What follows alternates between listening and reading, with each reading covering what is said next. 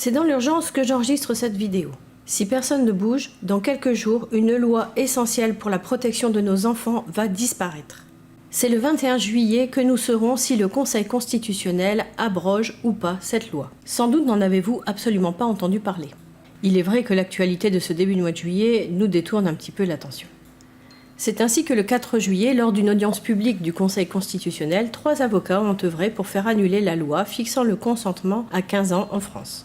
Cette loi, c'est la loi du 21 avril 2021 visant à protéger les mineurs des crimes et délits sexuels et de l'inceste. Ce n'est pas la totalité de la loi qui est remise en question, mais en particulier 2 articles. L'article 222-23-1 présente une définition différente du viol. Ainsi, grâce à cet article, tout acte sexuel, qu'il soit pénétration ou acte bucco-génital, commis par un majeur sur un mineur de 15 ans, c'est-à-dire en fait qu'il a moins de 15 ans, ou qu'il soit commis sur l'auteur par le mineur, sera considéré comme un viol, à partir du moment où il y a une différence d'âge qui est d'au moins 5 ans.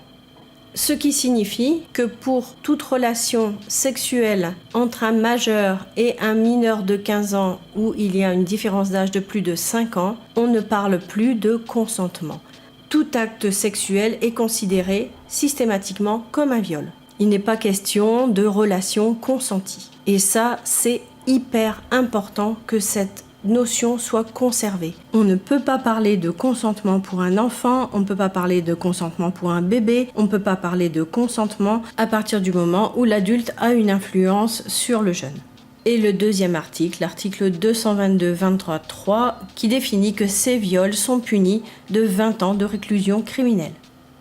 Voici maintenant quelques morceaux choisis de l'audition publique du Conseil constitutionnel du 4 juillet. Et à ce titre, les articles litigieux remettent frontalement en cause la présomption d'innocence. Pourquoi ? Parce qu'ils permettent de retenir la culpabilité de manière automatique. Parce que, mû par une volonté démesurée de protection, le législateur présume que le mineur de 15 ans n'est pas en état d'avoir une activité sexuelle avec un adulte. À cet égard, la loi érige au rang de crime n'importe quelle relation sexuelle, y compris consentie, avec un majeur d'au moins 5 ans son aîné. Vous remarquerez que la pieuvre pédocriminelle à l'œuvre à travers ses avocats veut réintroduire la notion de consentement. Le représentant du Premier ministre nous rétorque que la notion même de consentement à l'acte sexuel ne doit pas être débattue. Instinctivement, une personne accusée d'être un violeur va souvent reconnaître la relation intime pour en nier le caractère agressif. Que ce soit au stade de la garde à vue ou devant un juge d'instruction, elle répétera la même histoire, à savoir que l'autre était consentant. Toutefois, en admettant la réalité d'un rapport sexuel consenti, le mis en cause souhaitant sincèrement se défendre va s'auto-incriminer. Et le piège se refermera sur lui. Sans le savoir réellement, il reconnaîtra l'infraction ainsi que sa culpabilité, puisqu'il aura effectivement eu une relation avec un mineur de 15 ans. Le pire, c'est qu'à les écouter, bientôt faudrait les plaindre. C'est incroyable. Incroyable. Quid à l'inverse d'une rencontre, si commune de nos jours, sur les réseaux sociaux. Notamment lorsque l'on échange sur un site de rencontre et l'on présume, si je puis dire, effectivement, que l'autre a son âge ou tout au moins est majeur. Et quid tout simplement de la réalité humaine, à savoir que personne dans la vie ne va demander à vérifier une carte d'identité avant d'entamer une relation sexuelle. Non, mais quand tu discutes avec une gamine ou un gamin de 12 ou 13 ans, voire plus jeune, ça se voit. Faut pas abuser. Quant à prétendre enfin qu'un suspect ne pouvait pas ne pas connaître l'âge de son partenaire mineur, c'est la porte ouverte à l'arbitraire. Sur quoi se base-t-on concrètement ? Sur une impression. Ah bon, une photo c'est une impression ? Ou quand le gamin dit son âge c'est une impression aussi ? Je sais pas, on doit pas avoir la même définition de l'impression. Sur l'impression qu'un officier de police judiciaire ou qu'un magistrat ensuite se fera du physique d'un adolescent. Or, cette appréciation est éminemment subjective. Remarquez qu'il ne parle que des adolescents.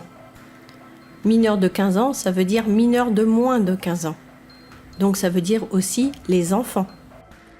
Il est tout aussi chimérique de croire ensuite qu'il sera possible de se défendre, puisqu'en vérité, il suffira à un procureur de la République de constater l'existence d'une relation pour saisir un juge d'instruction. Et il suffira à ce même juge d'instruction, réduit au rang de juge de la mise en état, de poursuivre in fine le mis en examen devant une cour criminelle départementale où l'issue est connue d'avance.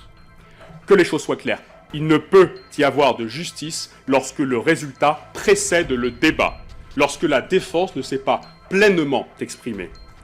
Pour toutes ces raisons, je sollicite l'abrogation immédiate des articles en cause afin de rétablir, en dépit d'une époque avare en la matière, le principe cardinal de présomption d'innocence et d'éviter de faire semblant de se défendre.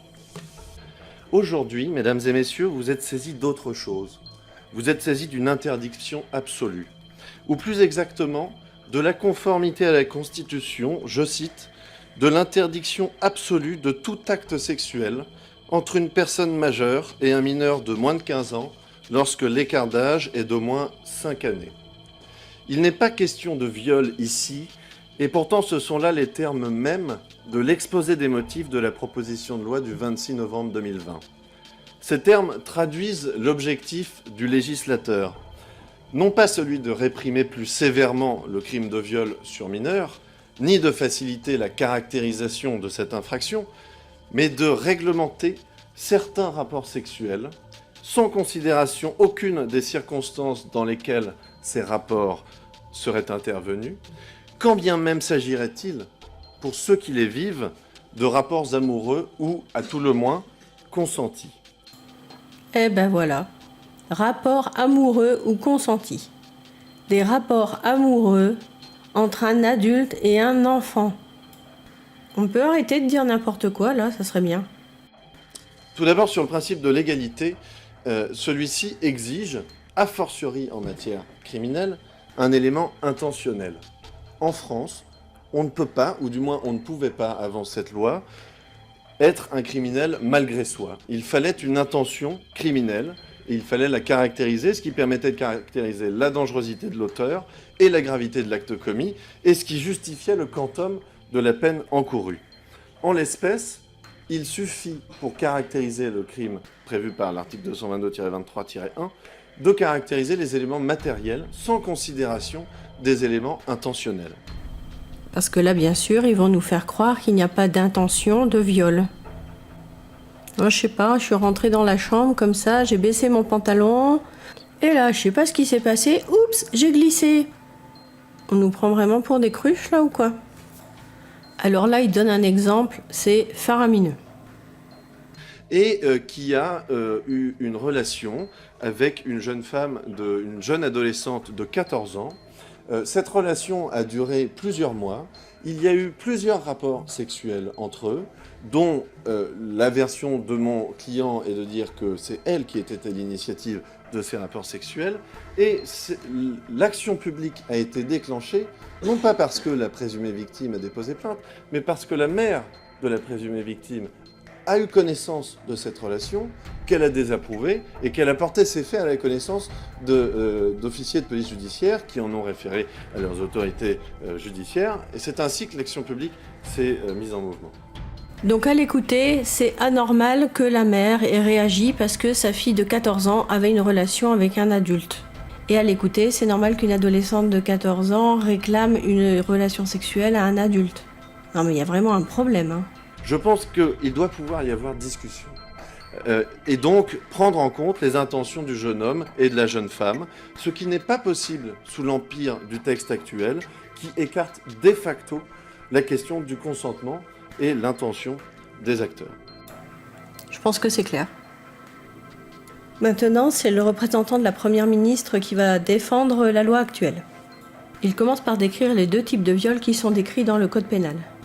L'article 222-23 du Code pénal définit le viol comme tout acte de pénétration sexuelle de quelque nature qu'il soit, ou tout acte bucco-génital commis sur la personne d'autrui, ou sur la personne de l'auteur, par violence, contrainte, menace ou surprise. Et la loi du 21 avril 2021, visant à protéger les mineurs des crimes et délits sexuels et de l'inceste, a créé un crime de viol distinct de celui précédemment cité. Cela résulte des termes mêmes donc de l'article 222-23-1 du Code pénal qui institue ce nouveau crime de viol.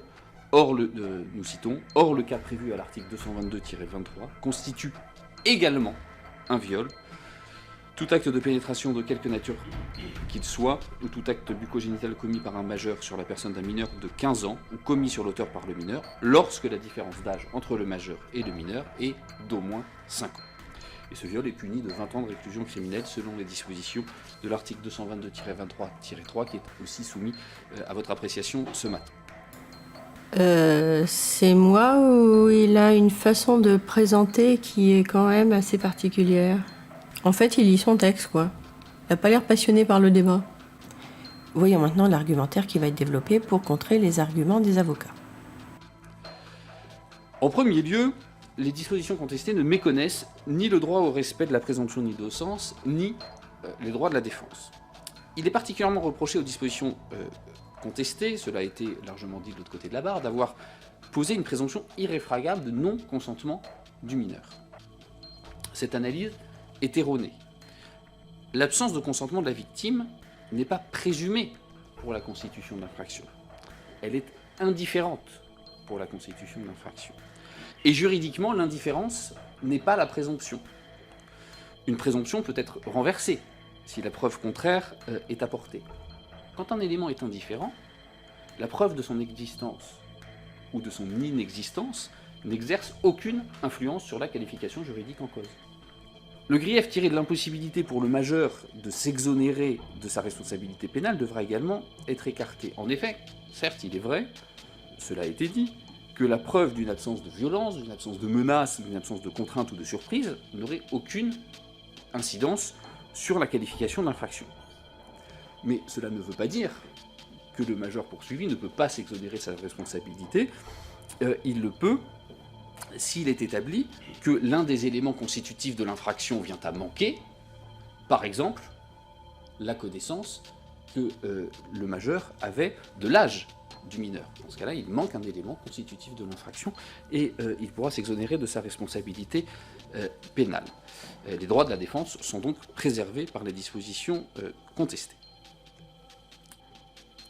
En ce qui concerne le crime défini par l'article 222-23-1 du Code pénal, l'élément moral n'est pas constitué par une violence, une menace, surprise qui traduirait un défaut de consentement, mais par par la connaissance de l'âge de la victime par l'auteur des faits. La caractérisation de l'élément intentionnel de l'infraction repose donc sur l'analyse du comportement du majeur et sur la connaissance qu'il avait de l'âge de la victime. Il ne peut donc être reproché aux dispositions de l'article 222-23-1 du Code pénal de ne faire résulter la culpabilité que de la seule imputabilité matérielle, sans exiger d'un élément intentionnel. Contrairement à ce qui a été soutenu précédemment, il ne s'agit pas d'une incrimination automatique. Le législateur a fait le choix de criminaliser un comportement auparavant délictuel. L'augmentation de la peine encourue qui en résulte, qui est portée de 7 à 20 ans, est certes importante. Elle relève toutefois du pouvoir du législateur d'instituer des peines qu'il juge strictement et évidemment nécessaires. En effet, les comportements en question consistent en des actes de nature sexuelle commis sur des mineurs, particulièrement jeunes, par des adultes significativement plus âgés qu'eux. En décidant d'incriminer plus fortement ces actes commis sur mineurs de 15 ans, le législateur a fait usage de son pouvoir d'appréciation et n'a pas institué de sanctions manifestement disproportionnées aux faits en cause. Aucune exigence concernée n'ayant été méconnue, je vous invite donc à déclarer les dispositions des articles 222-23-1 et 222-23-3 du Code pénal conformes à la Constitution. Waouh, impressionnant. Alors, nous sommes aujourd'hui le 4 juillet, nous allons regarder tout cela de très près et rendrons notre décision le 21 juillet prochain. L'audience est levée, bonne journée à toutes et à tous. Le 21 juillet, c'est très bientôt. Si cette loi est abrogée, on entendra à nouveau parler de consentement pour des enfants. Quel retour en arrière, on ne doit surtout pas à nouveau parler de consentement pour des enfants. C'est inadmissible. Tout acte sexuel sur un enfant doit être considéré systématiquement comme un viol par la loi. Sinon, c'est la porte ouverte à toutes les dérives. Et si on parle de consentement, c'est la porte ouverte pour la défense à la relaxe. Donc il faut absolument que cette loi soit maintenue. Et si cette loi est abrogée, ça prouve bien que Pédoland a un très fort pouvoir en France.